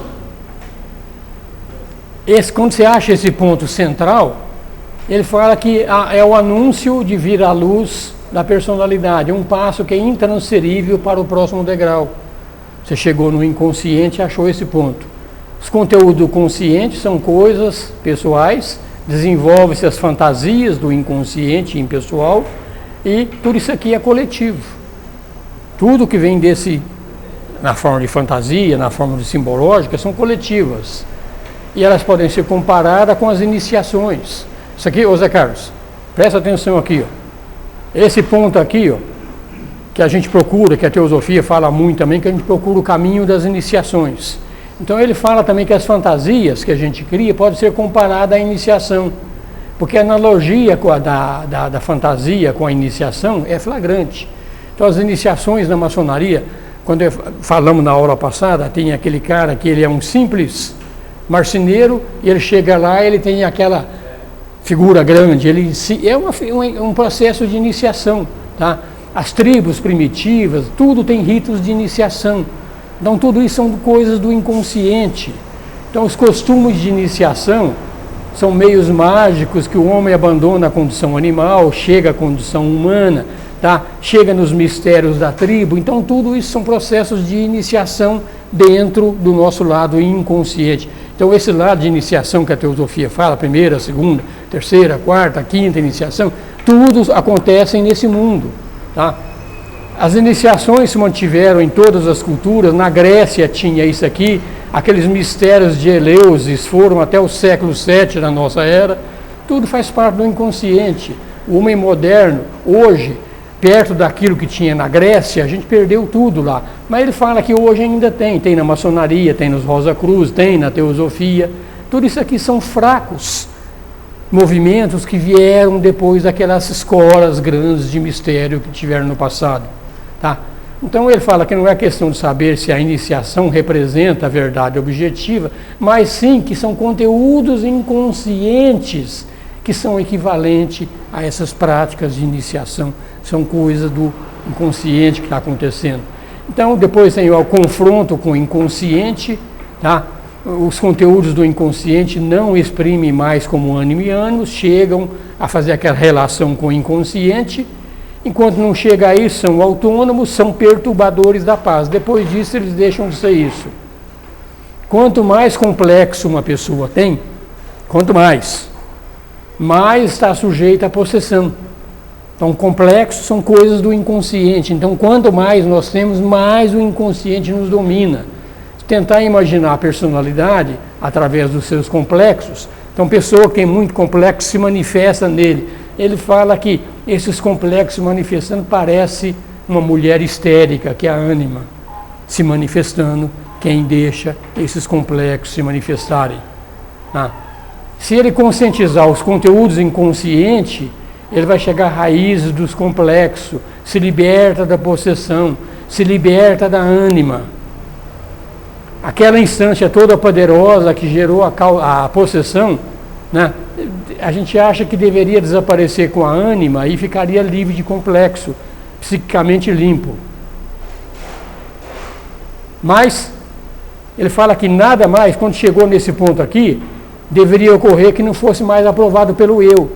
Tá? O eu assumiria uma posição inexpugnável, firmeza de um super-homem, de um sábio, quando chegou nesse estágio de que a ânima deixou de ser um complexo autônomo. Então ele fala, é a tal personalidade humana, é dominante do inconsciente coletivo, é um arquétipo que se formou na psique há tempos imemoriais. Então todos os grandes santos que a gente procura, todas as grandes filosofias que se procura, são esses arquétipos. Quando a gente procura o Cristo, gente, a gente não está procurando o Cristo, a gente está procurando a imagem do Cristo que foi feita, que é um arquétipo do inconsciente. Então a gente tem que procurar, ele está falando que a gente tem que procurar a verdadeiro ser e não o arquétipo do ser. E esse verdadeiro ser se manifesta, vou mostrar aqui na sequência, através daquilo que é chamado de self, através daquilo que é chamado de si mesmo. Então a realização que nós estamos procurando na teosofia, estamos procurando no budismo, estamos procurando no cristianismo, nós estamos procurando nos realizar no mundo psíquico, mas não saímos do mundo, continuamos vivendo no mundo. Então tem que ir para uma instância superior, que nós estamos querendo fazer. Então a personalidade humana se desdobra na figura do herói, do homem-deus, a figura é aquele sacerdote, o velho sábio. Tá? Aparentemente o eu se apropria desse poder, converte na personalidade humana. Tudo isso aqui é repeteco do que nós já falamos. Ele fala que nunca viu nenhum processo de quem chega nessa personalidade humana e não se deixa dominar. Ele nunca viu, porque a identificação com o arquétipo humano é natural, isso a própria pessoa espera acontecer. Que a gente criou os nossos deuses, nós criamos as nossas imagens, nós criamos as nossas religiões, e quando a gente criou tudo isso, está dentro de nós, é isso que nós procuramos na realização. E tudo isso, gente, é do mundo psíquico, de acordo com Jung. Nós temos que transcender tudo isso aí. Tá? É difícil fugir dessa tentação, tá? Desse poder todinho, tá? Que os outros também sentem a necessidade de que haja um sábio superior. Nós precisamos do Buda, nós precisamos do Cristo, nós precisamos do Mestre Moria, do Mestre Kuthumi, tudo isso aí nós precisamos. Nós acostumamos com isso, isso está encalcado dentro da gente. E o que ele está falando aqui é que nós não precisamos de nada disso, nós temos que procurar a individuação, tem que procurar o self, tem que procurar o si mesmo. Então o Jung está falando aqui fortemente, gente, aquilo que nós estudamos com Patanjali e com os Upanishads, que é o que o Ramana ensina, o caminho direto. Em vez de procurar a verdade pelas religiões, procure a verdade dentro de você, dentro do teu coração. É esse ponto médio entre consciente e inconsciente que nós vamos achar e vamos comunicar direto com o self, direto com si mesmo, saindo do mundo da psique. Mas o mundo da psique é poderoso demais. Incutiram tanta coisa dentro da gente nos últimos séculos, nesse inconsciente aqui, Você só chega a Deus através de Jesus, não é o que falam para isso, só chega a Deus através de mim, só chega a Deus através de mim.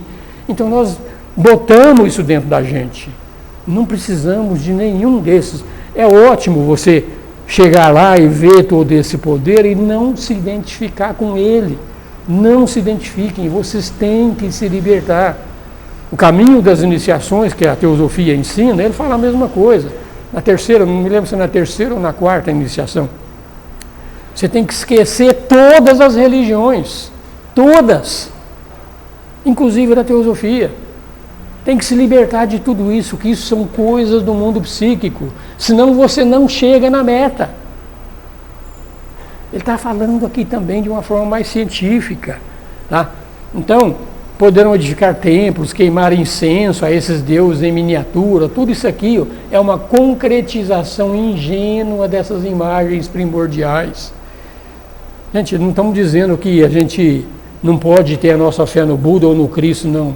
Claro que nós podemos ter. Foram figuras que realmente fizeram um excelente trabalho. Mas, assim como essas figuras têm um Atma, têm um Self, nós também temos. Essa é a realidade que é para procurar. Então, por que cultivar uma figura do inconsciente se você pode cultivar o Deus vivo? O que nós estamos cultivando é uma figura, é um passado, é uma figura do inconsciente, é um arquétipo. Lindo, poderosíssimo, mas não é a realidade viva. A realidade viva é o Self. Essa é a verdadeira procura. Fortíssimo, mas nós falamos isso aqui também nos Upanishads, falamos no Patanjali também. Tá? É o caminho direto. Nós, em vez de procurarmos o caminho direto, nós procuramos o caminho indireto. Bengalas, essa é a palavra. Então, até um certo momento, as bengalas são bem-vindas. São bem-vindas. É melhor o cara ser... sem falar mal de nenhuma religião, tá? Mas é melhor que ele seja evangélico e tenha um medo danado de Deus do que ele seja um criminoso solto por aí.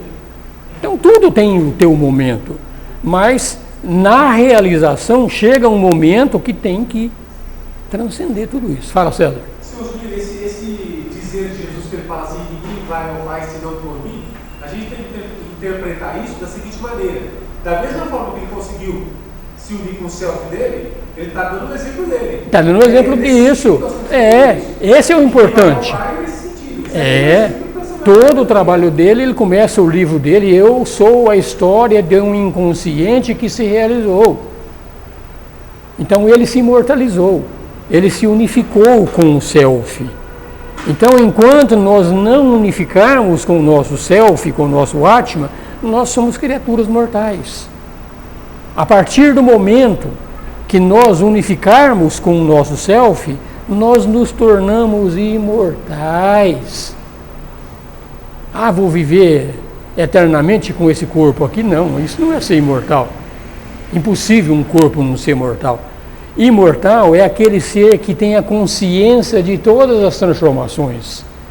Então, o ser que está usando o veículo Osmir morreu e ele continua existindo num outro veículo, então esse ser é imortal. Nós temos a consciência de toda a transitoriedade sem perder um instante de consciência. Nós temos um medo da morte justamente por causa disso, que a gente perde a sequência da nossa consciência, e por isso que dá medo. O dia que a gente tiver a certeza que nós somos esse self, então acabou todo o medo da morte, porque é como tirar uma camisa, trocou um corpo. Então a imortalidade, que ele fala que ele é a experiência viva de um ser que se tornou imortal, ele se tornou imortal porque ele tem a consciência ininterrupta do ser.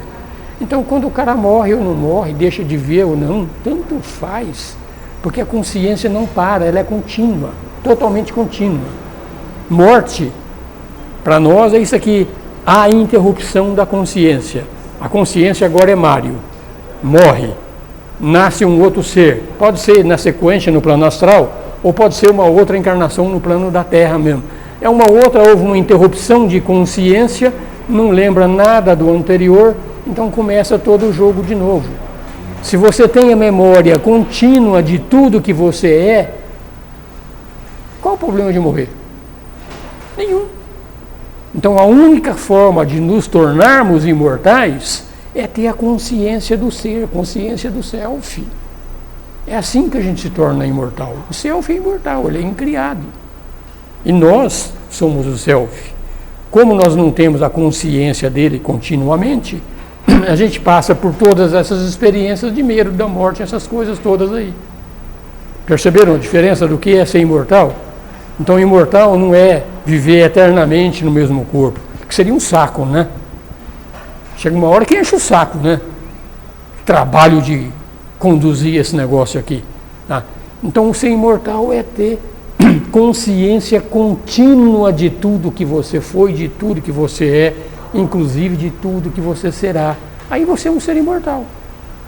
Mas o veículo, não, vai continuar trocando, isso faz parte do mundo criado. Tá? Então isso aqui, nós vamos mudar de atitude. O homem, que é, no caso, possuído por um arquétipo, é uma figura coletiva. Ele não é esse ser individual, ele ainda é uma figura coletiva. A humanidade não se desenvolve dele, ele se atrofia. Porque como a humanidade nossa se desenvolve? Através do desenvolvimento, almejando chegar no self. A humanidade é isso. Nós estamos crescendo para chegar nesse estágio. E se nós somos dominados nesse processo aqui, dominado pelo arquétipo, então você abandonou o teu caminho. Você não está em crescimento. Tá? Então ter cuidado para não sucumbir durante essa personalidade humana, que ela é tremendamente poderosa. Consiste em entregar a máscara. Então o mestre e o discípulo se equivalem. Você é o discípulo do Cristo, você chega lá no arquétipo de Cristo, então você se entrega lá. Então o mestre e o discípulo se equivalem, porque estão dentro do inconsciente coletivo. Coletivo, não é um ser separado. Quem está dominante é o coletivo.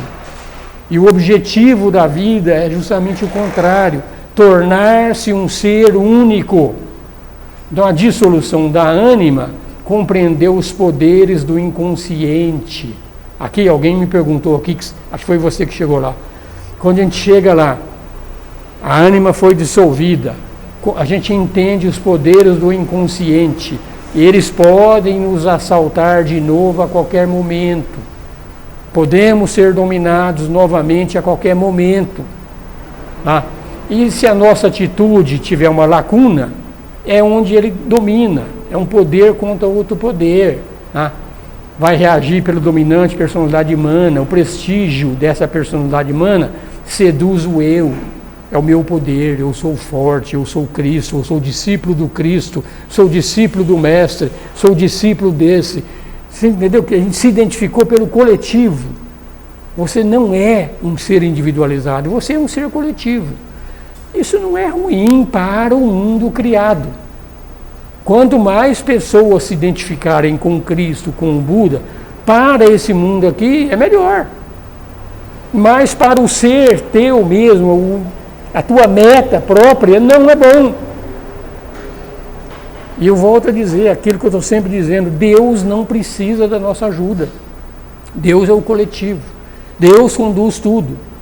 Ele não precisa da minha ajuda como Osmir para fazer esse negócio aqui andar.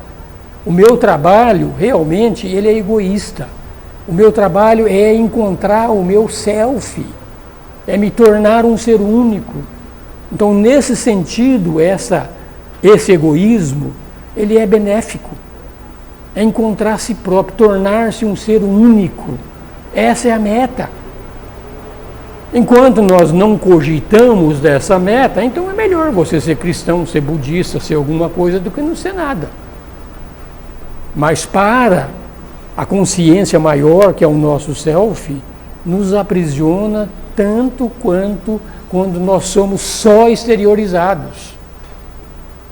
Então, essa é a percepção que o Jung mais faz questão que a gente compreenda. O mundo psíquico, ele é tremendamente atraente. O mundo psíquico inclui o mundo físico, tá? O físico é a manifestação da mente. Tudo que existe materializado, na realidade, antes de ser materializado, foi um pensamento. Então é isso que é o mundo psíquico, ele é muito atraente. Como ele é muito atraente, então a gente se identifica, gosta desse negócio aqui. Quando a gente se torna discípulo de um mestre, então, ou dentro de algum grupo espiritualista, você é um grau 33 da maçonaria, por exemplo. Nossa, sou poderoso. Você é coletivo. É ruim? Não. Para o mundo é bom, para a sociedade é bom. Mas para o ser, nossa verdadeira consciência, é ruim. Deu para perceber isso aqui ou é muito relativo quando a gente está falando sobre isso? O objetivo da encarnação, de acordo com Jung, é só essa. É você conquistar a tua imortalidade. É você conquistar realmente o teu ser. Porque mesmo esse mundo psíquico sendo tremendamente poderoso, tu pode chegar num ponto tal, se identificar de tal forma com um arquétipo desse e ficar vivendo eternamente lá com esse arquétipo. É beleza, a vida lá é boa pra caramba, com certeza é boa, mas tudo que é criado vai ser destruído. Então vai chegar no final do ciclo, todo o mundo psíquico vai ser dissolvido e você não fez a tua lição de casa. Você ficou lá naquela enganação, você ficou em Maia, ficou no mundo da ilusão. Gostou tanto desse mundo da ilusão, achou um lugar tão gostoso, está tão bom ali, mas não fez o teu trabalho de se tornar um ser único, se tornar um ser imortal e sair definitivamente desse mundo. Porque esse mundo, gente, é mundo criado. O mundo criado tem fim. O mundo do self é um mundo que não tem fim. É um mundo divino. É um mundo incriado. Fala, Zé. Fazer uma analogia bem rapidinho pelo que o senhor falou aí agora. Equivaleria o estudante que está na universidade, chegar lá na universidade, ao invés de entrar na sala de aula e assistir a aula do professor, ele fica na lanchonete. Está lá dentro da universidade. Mas está lá na lanchonete. Não está fazendo a lição de casa. Não concretizou o trabalho dele. É mais ou menos isso, é o que nós estamos fazendo. Né? Quando você não busca a interação com o céu. É por aí. Então você chegou num lugar bom demais, você acostumou com aquele lugar lá, é tão bom, que não concretiza a tua meta. Então essa é a percepção que o Jung está tentando trazer, que o Patanjali tentou trazer, que os Upanishads tentam trazer, é a realização do Atma, a realização do Self. Essa é a única meta nossa. Não atingiu? Volta. Percebeu? Então o mundo dos arquétipos, o mundo, vamos falar, não no plano físico, no plano da mente, nos planos mais abstratos da mente, a vida lá é tremendamente atraente. Então nós corremos o risco, dentro desse nosso processo, de sermos atraídos de tal forma para esse mundo, que você fica lá, eu estou perto de Jesus, é bom pra caramba isso aqui é beatitude, aqui é paz, aqui não tem doença, aqui não tem fome, aqui não tem nada, gosta de tudo aquilo, e não realiza aquilo que você veio fazer. Então esse é o último dos ensinamentos dele. Tá? Então, só podemos nos opor pela confissão de nossa fraqueza diante dos poderes do inconsciente. Então, quando a gente realmente vê os poderes do inconsciente, a gente não se opõe a ele, não provoca o inconsciente, que se você provocar o inconsciente, achando que você dominou o inconsciente, que você é essa força toda, o inconsciente é Deus, gente, você não tem como dominá-lo. Mas se você tem essa percepção e não deixa isso acontecer, então você não provoca. E ele fala que não usa o termo provocar, que a gente não pode insultar o inconsciente. Como você vai dominá-lo? Quem é você? Quando a gente vê esses filmes aqui que os mortais iam até o Olimpo lá para roubar o fogo dos deuses, no fundo é a mesma coisa. Os mortais iam até o Olimpo lá, roubavam o fogo dos deuses, traziam o fogo dos deuses e se tornavam semideuses aqui. Então você está roubando o fogo dos deuses. Então o inconsciente são esses arquétipos, são esses deuses. Então a gente não... Você pode chegar lá, ver todos esses poderes, mas não rouba o fogo do inconsciente. O fogo do inconsciente pertence ao inconsciente. Muito legal, gostei, parabéns. Você está fazendo um bom trabalho no mundo, mas eu vou seguir meu caminho. Esse é o que nós temos que fazer. Não provocar. Porque ele fala que seria possibilidade o homem responder pelo ciúme, pela vingança, arrogou-se o poder sobre o inconsciente, é uma falta de ordem psíquica. Tá? Seria melhor evitar isso aqui para o nosso próprio bem. Então, brigar com esse inconsciente, dominar o inconsciente é algo impossível, perda de tempo, só relacionar com ele, mas sem ter a ousadia e nem a pretensão de querer dominá-lo. Tá? Essa analogia, fala, é branda diante dos efeitos morais, quando o inconsciente está transtornado. É mais adequado que a vingança dos deuses ofendidos. Você foi até o Olimpo e ofendeu alguns deuses. Isso tem muitos filmes aqui da Grécia lá, que acontece esse tipo de coisa lá para roubar os deuses. O mundo dos deuses é o mundo dos deuses. Nós somos o nosso, temos que transcender esse mundo dos deuses. Então, diferenciando o eu do arquétipo, você diferencia, não se identifica. A gente tem que conscientizar quais são os conteúdos desse personalidade. Então, você viu, legal, gostei de você, você tem muitos poderes. Quero conhecer teus poderes. Conhecer, não dominar. Me fala sobre teus poderes.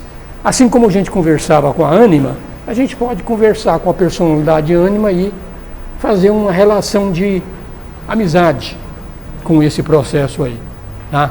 Então, quando a gente conscientiza esses conteúdos, que são esses arquétipos aqui, então o homem se liberta pela segunda vez definitivamente do pai, e a mãe se liberta definitivamente da mãe. Então o pai é o maior dos arquétipos, é o velho sábio, e a mãe, a divina mãe, é o arquétipo de todas as mulheres também. Então ela vai lá, conhece, vê os poderes, tem aquele bem bolado lá, mas se liberta definitivamente do pai ou da mãe. Se liberta da natureza. Você vai se libertar do ciclo da roda de Sansara, das encarnações compulsórias, de viver compulsoriamente nesse mundo criado. Então o indivíduo não se identifica com a personalidade mãe, pode concretizar ela com um pai do céu, extramundano, um caráter absoluto. Então aqui para tentar entender que esse pai do céu tem um caráter absoluto, mas ele não tem um caráter absoluto, porque esse inconsciente coletivo, ele é o Deus da manifestação, o absoluto está além da manifestação. Então quando pode concretizar essa personalidade humana como sendo o absoluto, não é o absoluto. Então não concretizem essa figura como sendo realmente aquela figura que a gente chama de Brahman. Não é ela, é algo manifestado, é algo psíquico. Você estaria dando ao inconsciente uma preponderância absoluta. Tá? Então tudo que existe estaria no inconsciente se realmente o absoluto tivesse no mundo criado, tivesse no inconsciente. Então só existiria o inconsciente, não existiria algo além do inconsciente. E nós sabemos, cientificamente falando, nós sabemos que o mundo vai acabar. Isso não é mais Jung, isso aqui não é mais religião, que o mundo vai acabar, vai acabar. É Big Bang e Big Crunch, ou Big Freeze, mas que vai acabar, vai acabar. Já sabemos de tudo isso aqui. Então, se nós entendemos que essa figura, a personalidade humana, é o Pai do céu, é o absoluto, então nós estamos, mais uma vez, em Maia. Não estamos percebendo qual que é a realidade. Tá? Então, atribuir valores mais altos ao inconsciente, então, o que poderia acontecer? Então, a gente pode pensar num Deus, mas pode pensar também num demônio. Porque tudo tem equilíbrio no mundo consciente, não tem os dois opostos. Então tem um grande Deus, tem um grande demônio. Então existe um Deus absoluto, existe um demônio absoluto. Se ambos fossem o máximo, se fossem um absoluto. Então essa compreensão que o mundo dos opostos não é o mundo do absoluto. O mundo do absoluto não tem opostos. Está tudo integrado. Para a gente ter essa percepção nessa luta aqui. A definição de absoluto para ele é desligado. Deus é absoluto, então não tem conexão com os homens. Então, de fato, o absoluto, o Brahman, não tem conexão com os homens. A conexão com os homens se dá através do mundo criado. Existem um panteão de Deus infinito, até o arquétipo maior, que é essa personalidade humana. Esse grande aqui, existem todos eles. Então, Deus é absoluto, seria isso aqui, não tem conexão com os homens. O homem não pode atuar sobre ele. Então, esse Deus não tem muita importância. Isso aqui bate com o que os Hare Krishna falam, né? Que a gente só pode se relacionar com o absoluto através de Krishna. Que Krishna é o Deus manifestado. Então é mais fácil a gente se manifestar com um Deus manifestado do que com o absoluto. O absoluto não tem existência per se. Então os Hare Krishna falam para fazer essa manifestação através do Deus manifestado. Mas se você pegar o Advaita, que é o Shankaracharya, o Shankaracharya já fala que não, que nós temos que nos relacionar com o absoluto direto. Quem está certo? Só sentindo, só vivenciando, só experimentando. Não saberia dizer se é o Shankaracharya que está certo ou se é o Krishna que está certo. Mas eles são antagônicos nesses sinais. Eles falam que o Krishna está além de Brahman, o outro diz que Brahman está além de Krishna. Sabemos, mas isso é irrelevante. O relevante é a percepção de que no mundo criado existe Deus. E esse Deus do mundo criado, nós vamos achar essa personalidade humana. Não é absoluto, mas é esse Deus do mundo criado. E nós temos que achar o ponto central dele para transcender esses deuses do mundo criado. No mundo criado tem luz e tem sombra, tem os dois lados que se opõem, faz parte desse mundo criado. Então essa é a percepção que nós temos que compreender. Então, explicar esse impulso de declarar Deus absoluto com um temor dele se tornar psicológico é perigoso. O Deus absoluto, ele não tem nada a ver conosco, enquanto um Deus psicológico seria o real para alcançar o homem. Então o Jung, nesse ponto, ele é bem taxativo mesmo. Ele fala, eu cheguei até o mundo psíquico. Além do mundo psíquico, outros o chegarão. E ele fala que não chegou lá. Então vamos achar o Deus ali. Por motivos psicológicos, que recomenda que não edifique Deus a um arquétipo da mana, porque é além do mana, e evita projetar os valores e indignidades em Deus e no diabo. Porque se o Deus absoluto no universo criado, então tem o mal absoluto. Então não se identifiquem com os dois. Nos relacionamos com o mundo visível, a gente não seria insensato de julgar que o mundo invisível é os seus senhores. É o princípio da não resistência. Então você chega no mundo da personalidade humana e não resiste. Não há posse. Não pense que você vai adquirir tudo. Não resista. Deixa. Conversa.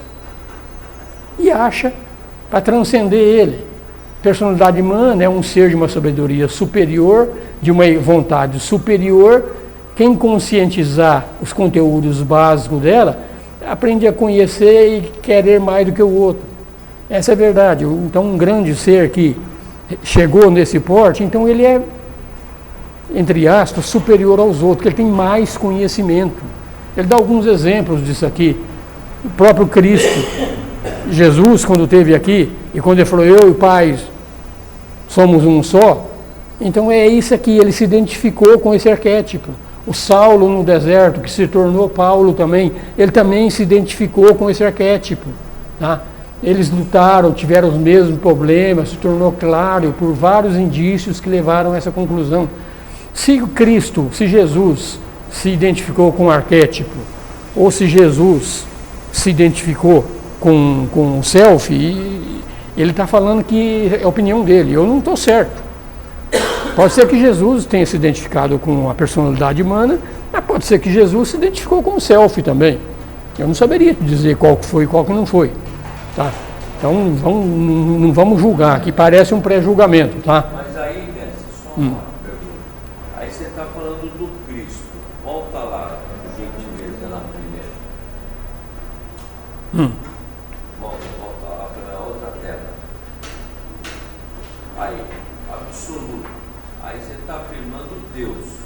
Então, Não entendi aí essa. essa compreensão é de que no mundo psíquico existe Deus. Sim. Deus, o mundo criado. Esse Deus seria como se fosse o maior de todos os arquétipos. Esse seria o Deus ali. Tá? Então a gente se relaciona com o mundo visível, não tem a insensatez de julgarmos seu Senhor, que nós dominamos o mundo. Não entenda, quando chegou lá, que você dominou o mundo. Então você tem que chegar nesse estado de consciência, nessa luta, tá? Não resistir. Bem, legal, gostei desse lugar aqui, é muito bom, mas não é meu lugar. Sim, mas lá em cima, afirmar que Deus é absoluto. Afirmar que Deus é absoluto é situá-lo fora da conexão com os homens. Porque o homem como ser psíquico, ele está no mundo da matéria. Como você no mundo da matéria se relaciona com o absoluto que não está no mundo da matéria? É nesse sentido. A única forma de você manifestar com o absoluto é através do self, através do si mesmo.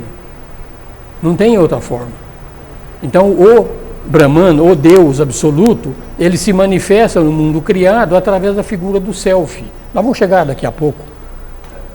Aqui.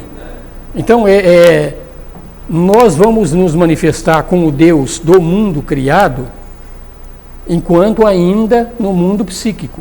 Quando nós morrermos ou expandirmos a nossa consciência até esse estágio do mundo psíquico, podemos nos relacionar com esses arquétipos e entender que esse é o Deus. Mas ele está dizendo que não é o absoluto, mas é o Deus para todos os efeitos para nós. Está muito confuso? Bastante. Porque aí você afirmar que Deus é absoluto significa situá-lo fora de qualquer conexão com o homem. O homem não pode atuar sobre ele. Sobre Deus, nem ele sobre... Como é que o absoluto se manifestaria sobre você? Vamos dizer que o absoluto, ele se manifesta através do Deus do mundo criado. Esse Deus do mundo criado, que está no inconsciente, ele vai criando arquétipos cada vez menores, até que chega no arquétipo do teu ego. Então essa é a manifestação do absoluto através desse Deus do mundo criado. Então o nosso conceito de Deus é o Deus do nosso sistema que nós estamos vivendo. É aquilo que a teosofia fala. Deus para nós é o Logos. A nossa manifestação é com o primeiro, segundo e terceiro Logos, que é o Criador do sistema solar. Então esse é o Deus para todos os efeitos da nossa existência. Mas esse Logos não é o absoluto. O absoluto, ele é fora do mundo manifestado. Então existe um Deus no mundo manifestado que começa o Logos, ele vai se subdividindo cada vez mais em coisas menores até chegar em nós. E dentro de nós em coisas menores ainda. Então esse é o mundo manifestado. Então esse é o Deus manifestado. O Logos é o Deus manifestado. Esse é, na teosofia, ou no hinduísmo, é chamado de Ishvara. Acima de Ishvara tem o Brahman, que quando o mundo é recolhido, quando acaba um ciclo, todo mundo é recolhido em Brahman. Então Ishvara deixa de existir. Então esse é o conceito entre Deus manifestado e Deus absoluto. O Deus absoluto conosco praticamente não tem contato nenhum. O nosso contato é através do Deus do mundo criado, é através do Logos, é através do Ishvara. Então essa é a percepção que ele está falando. Então a gente tem que entender. Esse Deus absoluto, o Jung não está nem dizendo se ele existe ou se ele não existe. Ele está falando que o nosso contato com o Deus é através desse Deus do mundo criado. É ali. Então esse Deus do mundo criado, ele faz parte do mundo criado. Esse é Deus para o Jung. Quando a gente estuda em outras filosofias que vão um pouco além, eles falam que o Deus do mundo criado, ele na realidade, quando ele é recolhido a Brahman. Esse é o absoluto. Então Ishvara é Deus do mundo criado. O Brahman incorpora o Ishvara, mas ele é mais do que o Ishvara, porque quando o mundo é destruído, se não tivesse alguma coisa além do criado, então não existe mais nada. Acabou tudo. Então, aqui é o Deus igual àquele momento que você especificou as religiões. Não entendi? Você vai procurar procurar nas religiões, procure em você. Todas as religiões, quando falam em Jeová, quando fala em Deus de barba branca do cristianismo, todos eles são deuses do mundo criado. Não são o absoluto. Pescou? Então existe essa diferença. Então a gente tem que enxergar a coisa sobre um prisma um pouco mais longo. Tá? A duração de um universo, de acordo com a teosofia, são 311 trilhões de anos. Mas em 311 trilhões de anos o universo deixa de existir. Então se Deus deixa de existir, o Deus criado deixa de existir, então não tem como criar outro universo, acabou tudo. Já passou das 9h30, gente. Tá? Falta um pouquinho só, mas não tem problema não. Semana que vem quem vai dar aula é o Sérgio, mas se tiver alguma coisa que é importante ainda, a gente volta a falar. Tá? Mas esse aqui já não terminou, da 4, né? Eu acho que está bem no finalzinho. Mas de qualquer forma ainda tem mais.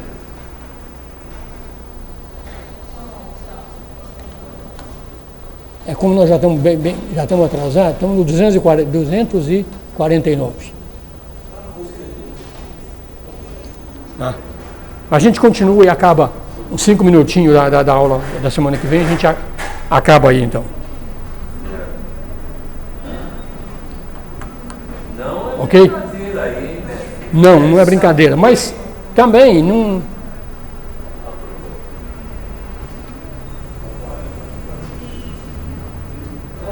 Faltou 5 slides só. 5 slides, os últimos.